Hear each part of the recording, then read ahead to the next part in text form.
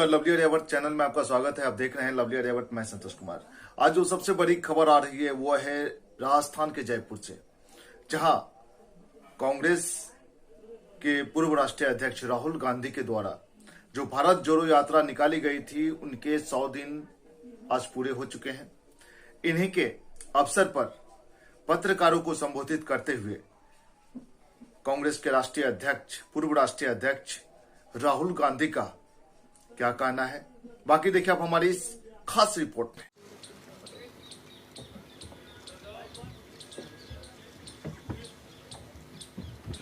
नमस्कार राहुल जी, मैंने सब नियम बता दिए हैं पत्रकारों को। हमारे पास 45 मिनट हैं राहुल जी को, और बहुत से कार्यक्रम हैं, और मैं प्राथमिकता राजस्थान के मीडिया को दूंगा और अंत में 4-5 सवाल जो दिल्ली से आए हुए हैं उनसे मैं करवाऊंगा। पहले तो आज जैसा कि आप जानते हैं, भारत जोड़ो यात्रा ने आज 100 दिन पूरे किए हैं और आज 8वां प्रेस कॉन्फ्रेंस है राहुल जी का पिछले 100 दिनों में। पहले दैनिक भास्कर से सौरभ भट्ट। मैं दो शब्द बोल दूं? हाँ, I can start. ओके। पहले राहुल जी कुछ बताइए।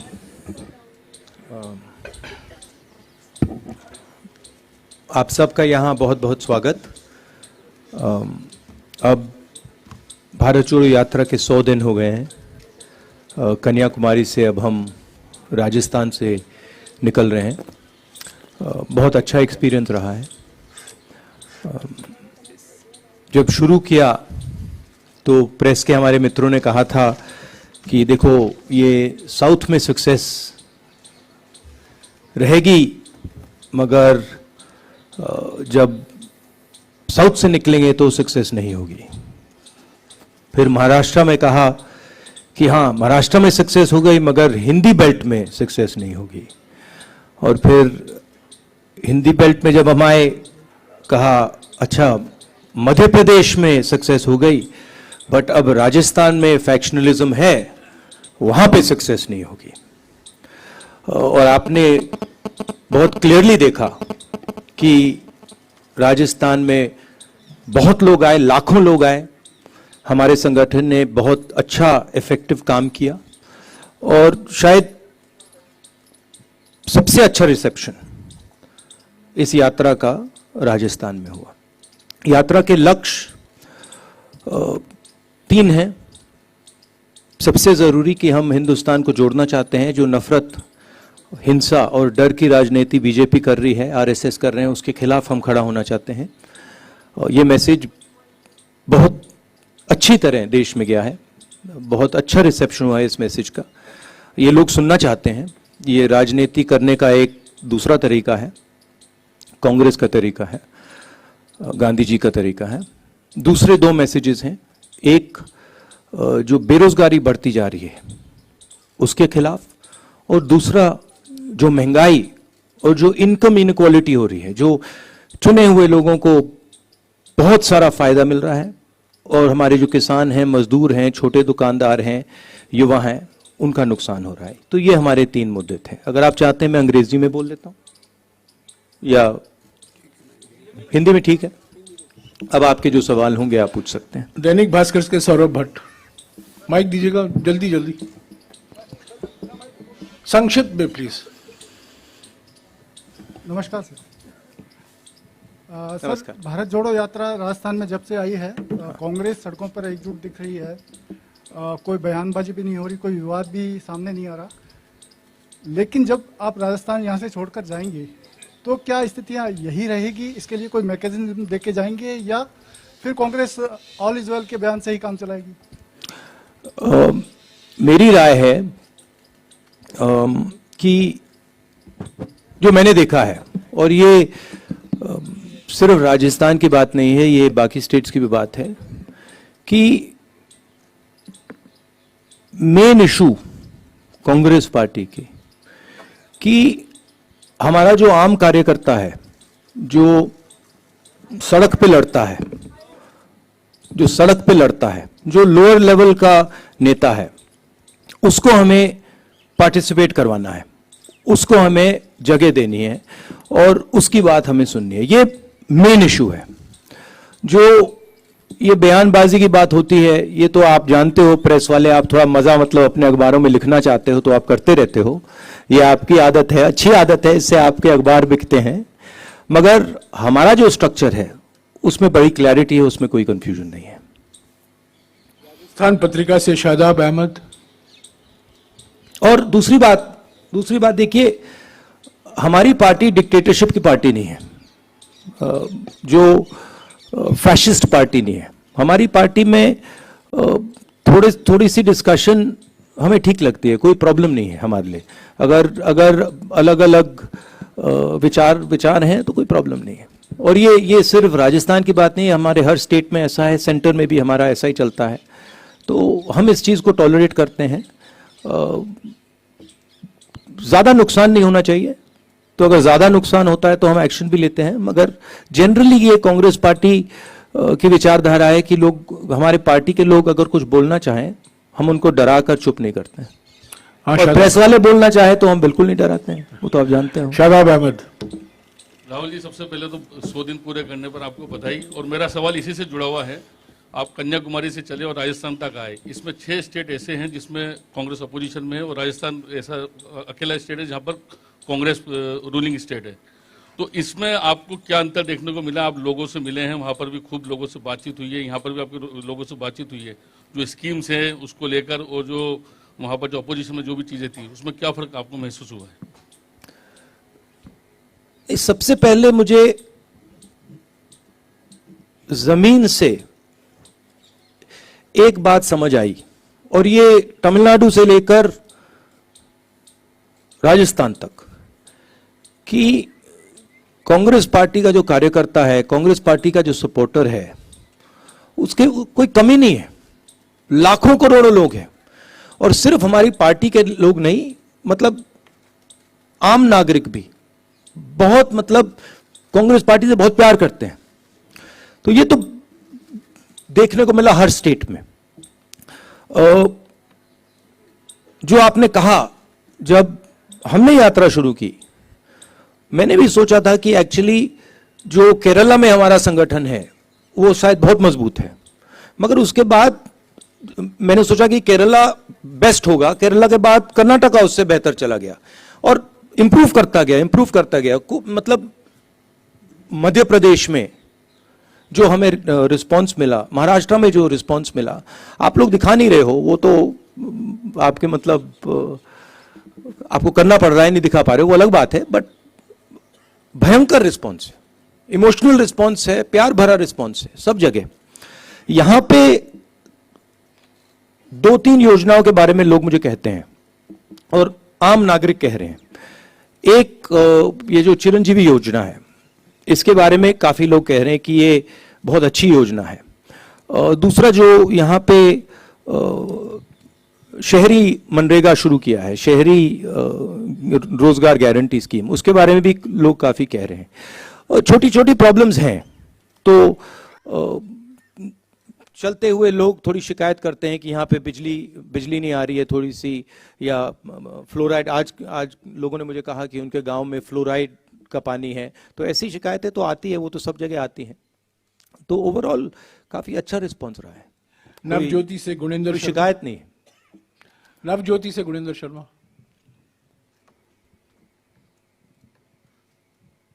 हेलो राहुल जी, ये आपके क्या है कि 4 साल सरकार के पूरे हो रहे हैं और सभी मंत्री सरकार रिपीट होने का दावा कर रहे हैं।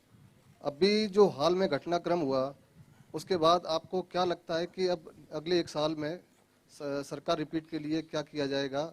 और इसी में एक सवाल है, जयराम रमेश जी ने कल कहा, एक सवाल प्लीज, एक सवाल। बिना चेहरे के चुनाव लड़ेगी कांग्रेस। आपने सवाल कर दिया, सवाल का जवाब देंगे। आपने सवाल कर दिया, एक सवाल। तो देखिए, चुनाव का प्रेडिक्शन आप लोग करते हो, आप लोग जानते हो, मगर मैं आपसे ये कह सकता हूं कि यहाँ पे ओवरवेलमिंग रिस्पॉन्स रहा है और हमारे जो कार्यकर्ता हैं उनकी मतलब अनबिलीवेबल स्ट्रेंथ है। जो मैंने पहले कहा, अगर हमने, जो हमारे कार्यकर्ता हैं, जो हमारे लोअर लेवल के लीडर्स हैं, उनका अच्छी तरह प्रयोग किया, तो हम चुनाव बहुत आसानी से जीत जाएंगे। जो लोग हमारे लिए काम करते हैं, जो लोग हमारे लिए लड़ते हैं, अगर उनको हमने सही जगह दे दी तो यहाँ पे भयंकर जीत होगी, स्वीप होगा। तो वही मेन इशू है। राष्ट्रदूत से योगेश शर्मा। राहुल जी, आप कह रहे हैं रेस्पॉन्स अच्छा मिल रहा है, निश्चित तौर पर सड़क पर बहुत सारे लोग आपको देखने सुनने आ रहे हैं, लेकिन पार्टी के अंदर बहुत सारी अनिर्णय की स्थिति होती है।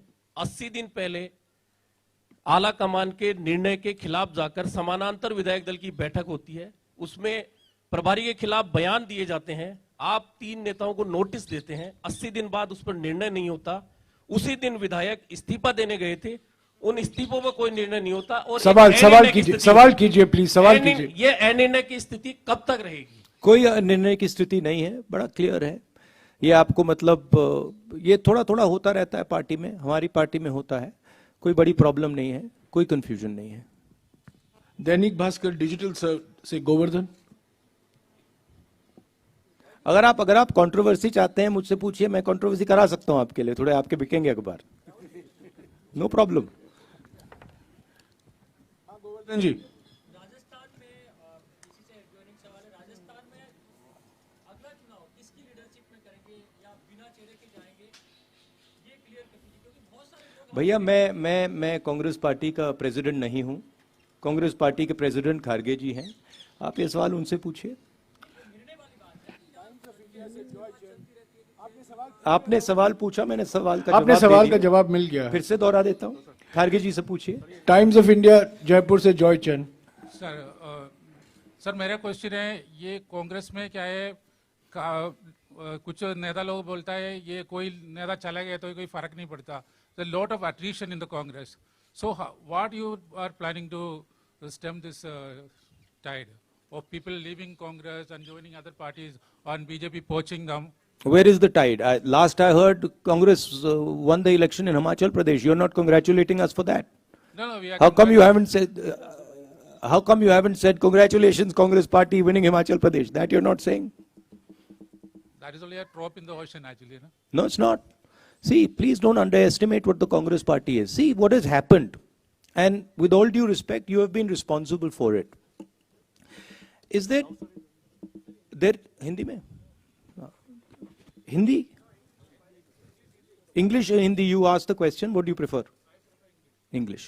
So, there has been a systematic defamation campaign, okay, run against myself for sure, and run against the Congress Party. And the press has participated willfully in this campaign.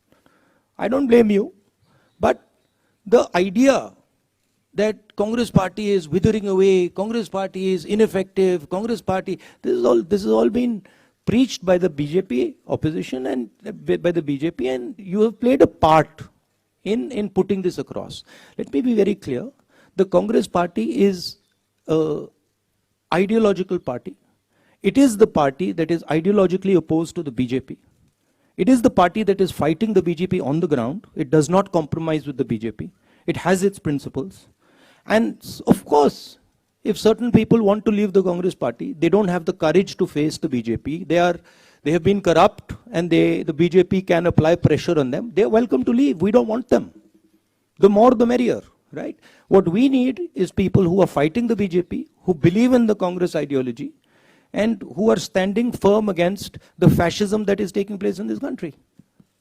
That's what we need. So this idea that Congress Party is dying, this Congress Party, is finished. I mean, a lot of people have this fantasy, right? It's not true. It won't come true. Mark my words. The BJP is going to be taken down by the Congress Party. Okay? Thank you. जी राजस्थान से शशि मोहन। हिंदी में बोल दो। जी राजस्थान से शशि मोहन। बोल दे। देखिए ये जो अभी जो बोला, देखिए बीजेपी आरएसएस, ये इनका काम डिफेमेशन है।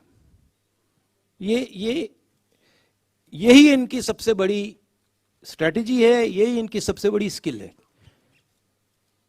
मुझे डिफेम किया और हर रोज ये कांग्रेस पार्टी को डिफेम करते हैं। और मैं आपको सच बताऊं तो इसमें प्रेस का भी रोल है। और मैं आपको गलती नहीं देता हूं, आप आपके मालिक हैं, आप पर दबाव डालते हैं, वो ठीक है। मगर ये कहना कि कांग्रेस पार्टी बिखर गई, कांग्रेस पार्टी खत्म हो गई, ये बिल्कुल गलत है। कांग्रेस पार्टी एक विचारधारा है, देश में बहुत जीवित है, लाखों करोड़ों लोगों के दिल के अंदर है, और यही पार्टी है जो बीजेपी के खिलाफ लड़ रही है, जो पीछे नहीं हटती है, आइडियोलॉजिकली लड़ रही है, और यही पार्टी बीजेपी को आने वाले समय में हरा के दिखाएगी। जी राजस्थान से शशि मोहन।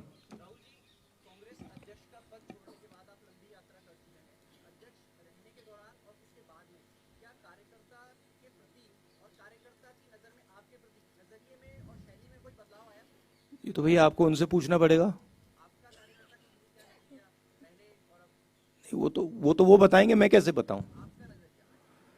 मेरा पर्सनल नजरिया नहीं, लाइफ का एक्सपीरियंस होता है, वो भी एक्सपीरियंस था, ये भी एक्सपीरियंस है, तो एक सफर है, उससे भी सीखने को मिला, इससे भी सीखने को मिला। मगर यात्रा से मुझे पर्सनली तो काफी फायदा हुआ है। यात्रा भी खत्म नहीं हुई है, मगर बहुत सीखने को मिला है। जो सड़क पे दिखता है और चलने से जो दिखता है वो बिल्कुल अलग होता है। मतलब थोड़ी थकान होती है, थोड़ा दर्द होता है, तो तब सुनने में सच्चाई अच्छी सुनाई देती है। फर्स्ट इंडिया से योगेश शर्मा। क्योंकि जब सड़क पे चला जाता है तो जैसे हम लाखों लोगों से मिल रहे हैं और 1-to-1 बात होती है, और जब हम सड़क पे चलकर बात करते हैं तो जैसे हम किसान से मिलते हैं तो वो इस बात को समझ लेता है, एकदम समझ लेता है कि ये जो व्यक्ति आया है ये दर्द सह के आया है, ये फालतू में नहीं आया है, ये चल के आया है, एक प्रकार से बोझ उठा के आया है। तो वो दूसरे तरीके से बोलता है और वो दिल से बोलता है, वो दिमाग से नहीं बोलता है। तो जब हिंदुस्तान की जनता दिल से बोलती है तो बिल्कुल अलग चीज समझ आती है। एक बात यह है।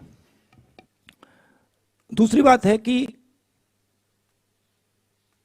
मुझे लगता है, और इसमें मैं शायद गलत हूं, मगर मुझे लगता है कि हमारी राजनीति में जो पहले हमारी राजनीति हुआ करती थी, खासतौर से 70-80 साल पहले महात्मा गांधी जी के समय की राजनीति, इंडिपेंडेंस की राजनीति, उसमें राजनेता जनता के बीच में होता था।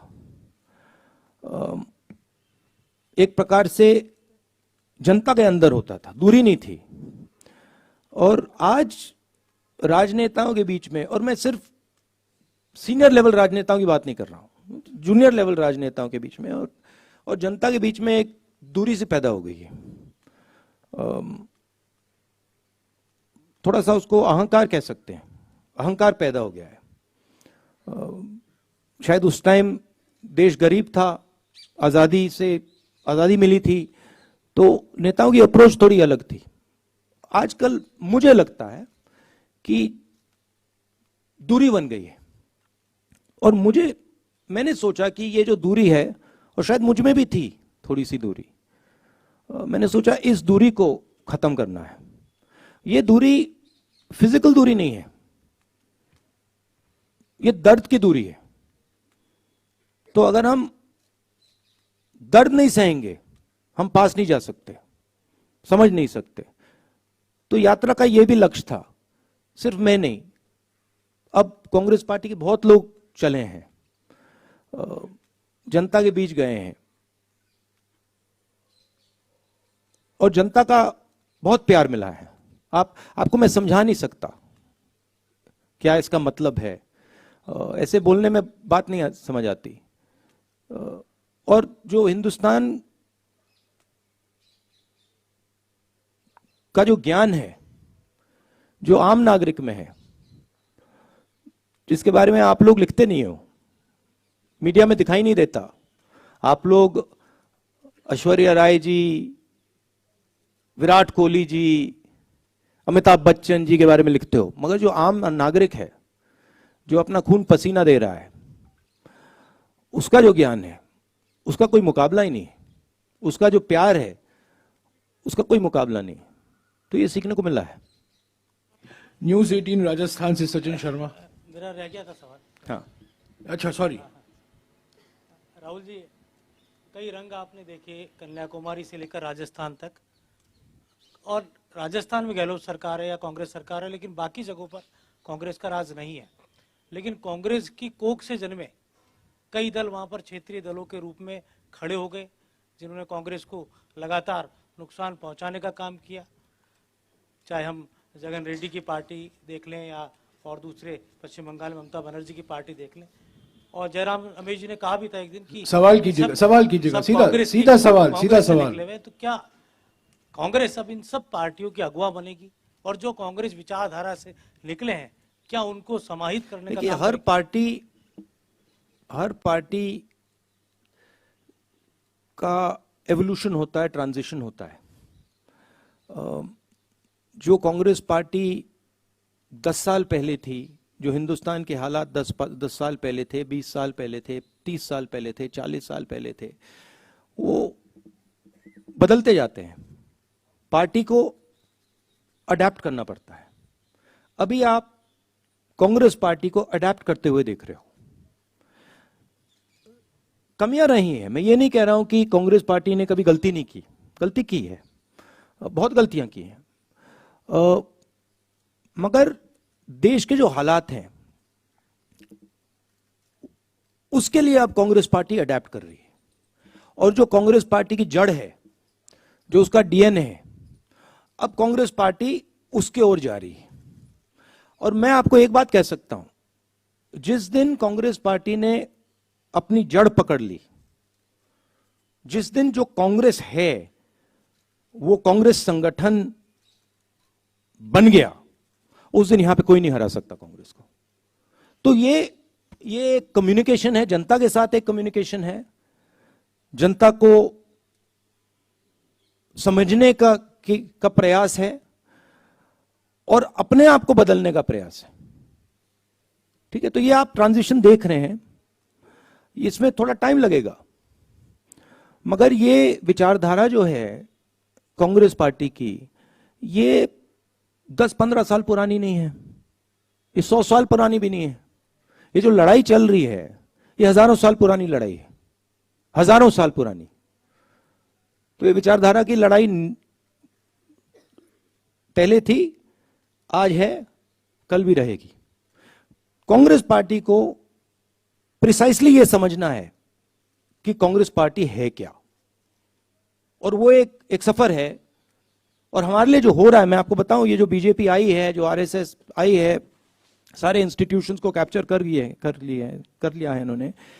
ये कांग्रेस पार्टी के ट्रांजिशन के बदलाव के लिए, ट्रांजिशन के लिए, नई एक जो कांग्रेस पार्टी का रूप है, उसके लिए बहुत अच्छा है, खराब नहीं है। और जो हमारे सीरियस नेता हैं, जो कांग्रेसी हैं, उनको ये मालूम है और वो दिख जाते हैं, वो डरते नहीं हैं, वो दिख जाते हैं। न्यूज 18 राजस्थान से सचिन शर्मा। माइक दीजिएगा जल्दी यार, माइक ऊपर। मेरा सवाल ये है आपसे कि ओपीएस राजस्थान ने लागू किया, हिमाचल में भी ओपीएस की वजह से ही संभवतः आप लोग सत्ता में आए। कल आप रघु राजन सर से मिले हैं, उनसे आपकी बातचीत? ये आपने बहुत बड़ी स्टेटमेंट की कि बहुत बड़ा हिमाचल में आप ओपीएस के कारण आए। ये मतलब साइंटिफिक एनालिसिस किसी ने नहीं किया है। उसका एक बड़ा रोल रहा होगा। गहलोत साहब भी कई बार गए, उन्होंने ओपीएस की बात कही, लेकिन कई अर्थशास्त्री उसके विरोध में, उसके खिलाफ हैं।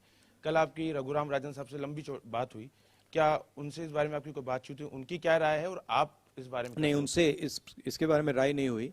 आप क्या सोचते हैं सर? प्यार से भैया,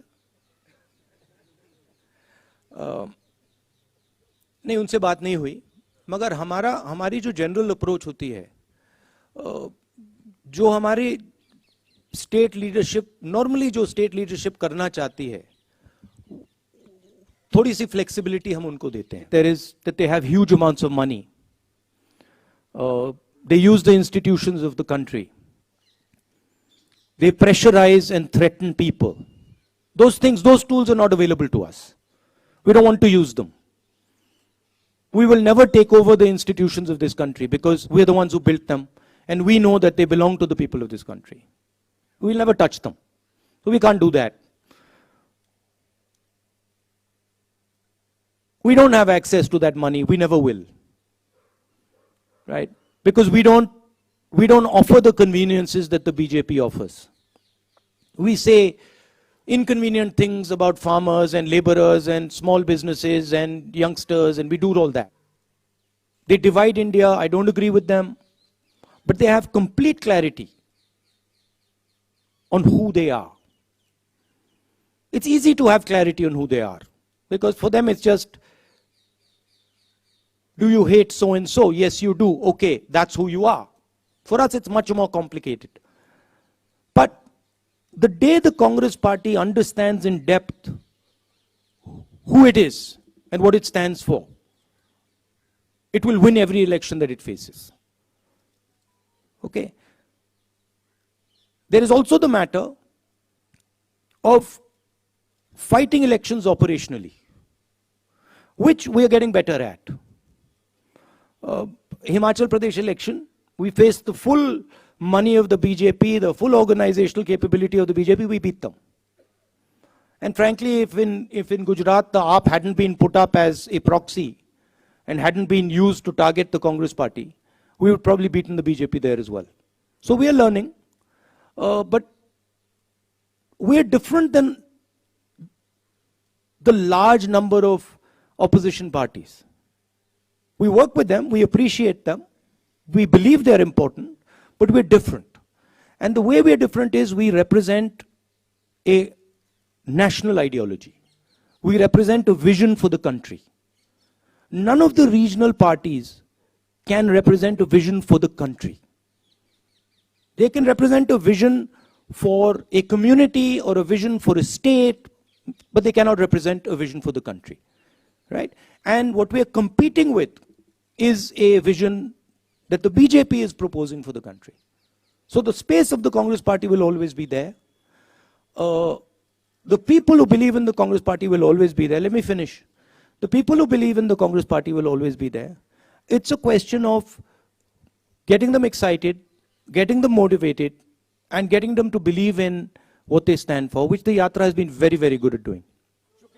No, Rajdeep, no supplementary, please. So you're no not supplementary. Rajdeep, no of 2024 or an no election. supplementary, please. Okay. Please respect the rules that have been set. No, let me. I have Jairam, informed you the rules. Jairam, one sec. See, the point is, see, I understand. Look, No supplementary. आप बार-बार पूछते हैं. I'll just answer आप that. बार-बार पूछते हैं. आप चुप रहिए. I'll answer the. चुप रहिए आप.